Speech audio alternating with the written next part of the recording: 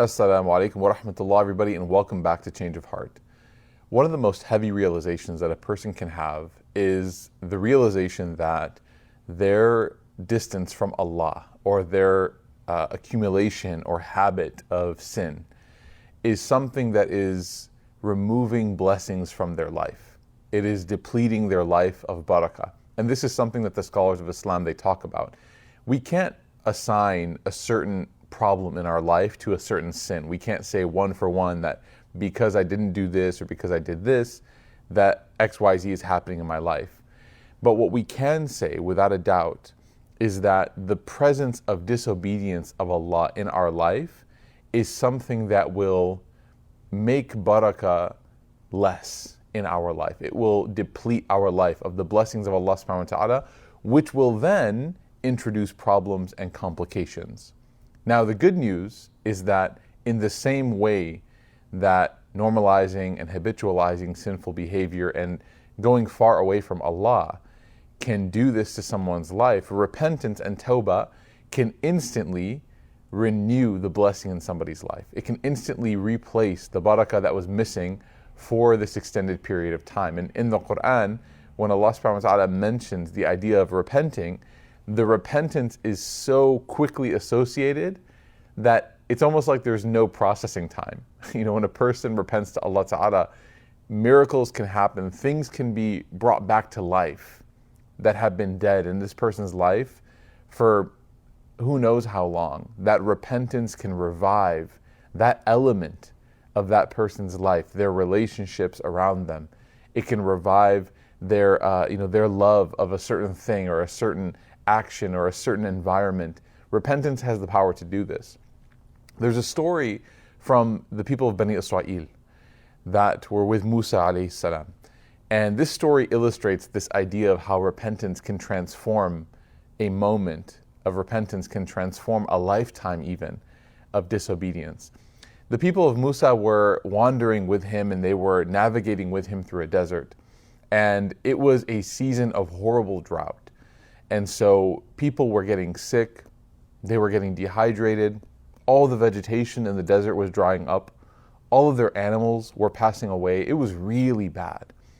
And there's actually a tradition, even in the Islamic tradition, in the tradition of the Sunnah of the Prophet Muhammad ﷺ, that we can come together when there's a drought and we can pray for Allah Ta'ala. There's a certain sunnah prayer that we can perform in a dua where we ask Allah Ta'ala to grant us rain.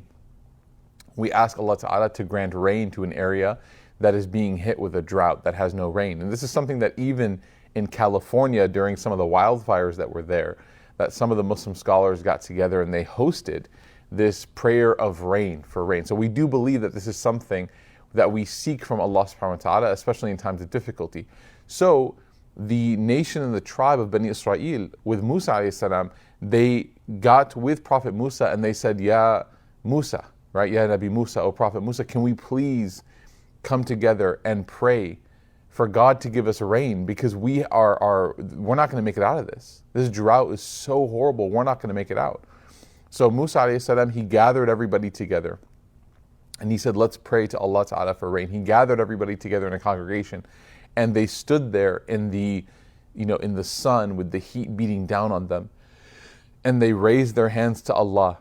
And some of them were, crying, and it was emotional, and they were begging Allah, oh Allah, please, we need rain, we're dying, our families are getting sick, we're not going to make it out of here alive, our animals are passing away, there's nothing for us to eat, there's no hope for us, we need your rain, oh Allah, you're the only one who can give it to us. And they called out to Allah for an extended period of time. And then Allah subhanahu wa ta'ala, He revealed to Musa alayhi salam a response.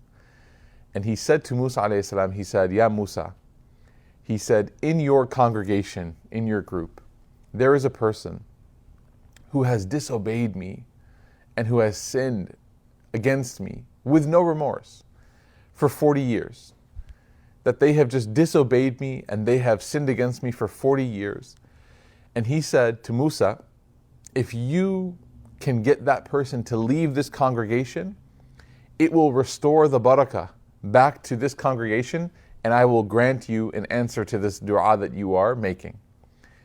And so Musa alayhi salam, obviously he turned And he spoke to the congregation. He said that there is somebody from amongst us who has sinned against Allah for 40 years and who has disobeyed Allah for 40 years. And Allah has informed me that if this person leaves, that we will have the rain that we are praying for, that we will have this answer to this dua. Now I want you to imagine the tension that everybody feels. Right? Everybody probably for a moment thought, like, who is it? Is it me? But there was one person in that crowd that knew that it was them. You know, the shoe fit perfectly. And they realized inside of themselves the selfishness and the impact of their sin and how it had depleted not only themselves in their life, but it had depleted their entire community of the blessings that they needed. And at that moment, that person thought to themselves, and they said internally, I can't leave. If I leave, then I'm going to be the one that dies, and everyone's going to know that I'm the reason why they didn't have rain. I'm going to be cast out. There's no one's going to accept me. What do I do? And so the person took his shirt. The narration says he took his shirt and he covered his face. And inside of his chest, in his heart, he said, Oh Allah, please forgive me. Oh Allah, please forgive me. He begged Allah Ta'ala for forgiveness. And his repentance was so strong that he began even to shed tears. And because he realized the weight of what he had done. And he had sinned against Allah for 40 years. I want you to imagine his whole life, his lifetime. This is an aging man now at this point, right? Probably in his 50s, maybe his 60s. And subhanAllah, he started to cry. And no sooner did he start to cry and his teardrops began to hit the earth, than all of a sudden, the feeling of rain started to fall on the shoulders of the group. But nobody had left. So Musa alayhi salam is watching and he notices that he just made out this announcement, this call, and a few minutes later, all of a sudden it starts pouring rain, pouring sheets and sheets of rain. And so Allah subhanahu wa ta'ala, Musa, he calls out to Allah and says, Oh Allah, he says, nobody left the gathering. Nobody left the gathering. What happened? You told me that there was somebody in there and that if they left our gathering, you would give us rain, but nobody left. And so Allah subhanahu wa ta'ala said, yes, my servant, the one who had sinned against me for 40 years, who was holding back that rain, he came back to me. In his heart, he repented. And I accepted his repentance. And as a result of that, I sent down rain because of his repentance. His sin was the reason why I was holding it back, but his repentance was the reason that I gave it to you. So Musa alayhi salam was stunned. What kind of person must this be? That their tawbah was so powerful that it was able to save this entire community from the impending doom of drought. So he asked Allah Ta'ala, Oh Allah, please show me who this person was. Tell me who this person is. I want to go and meet them and shake their hand. I want to see what kind of person must be the person that can make such tawbah that Allah Ta'ala will save their entire community. Just like they were being held hostage by their sin, this tawbah saved everybody. And Allah Ta'ala said, Oh Musa, this person sinned against me for 40 years, and I never told you who they were. I never revealed to you who they were. I protected their honor. And now that they've repented to me, do you really think that I'm going to tell you who they are now? They still are in my protection. Even though they've moved on, even though they've repented, no one's going to know who this person was to protect their dignity and their spiritual honor. This is the story, subhanAllah, of what tawbah can do. Tawbah, repentance, can cause the same miracle, can cause the miracle to happen that has been blocking, right, the obstruction of a person's blessings. This miracle can come and can remove that very same obstruction. This is what turning back to Allah Ta'ala can do. Allah subhanahu wa ta'ala tells us in the Quran, in Surah At-Tahrim, He says, O you who believe, tubu ilallahi tawbatan nasuhan. He says, turn to Allah with sincere repentance. And He says that what? He says, your Lord will forgive you and He will wipe away your sins. If you turn to Allah, He will wipe away your sins, and you will start to notice the gates that have been locked around your life will start to open.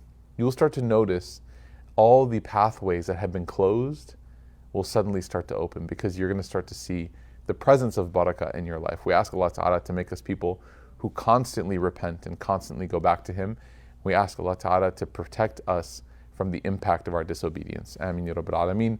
We'll see you guys tomorrow, inshallah. Barakallahu feekum. Wassalamu alaikum wa rahmatullah.